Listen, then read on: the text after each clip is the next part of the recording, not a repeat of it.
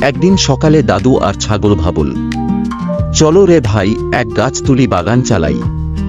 মাঠে গিয়ে গর্ত খুঁড়ে তরমুজের বীজ তারা মাটিতে কুঁড়ে ছাগল দেয় পানি মুখে করে। দাদু গান গায়, তরমুজ হে বড় হরে।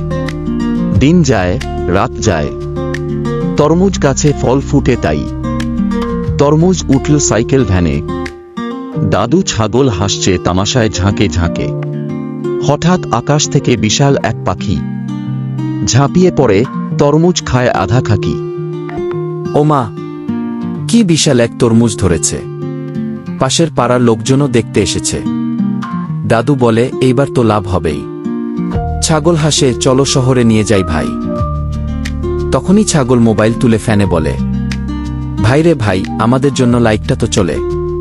সাবস্ক্রাইব করলে আমরা আবার ফিরব। এইবার লিচুর গাছে ইউটিউব লাইভে জিতব।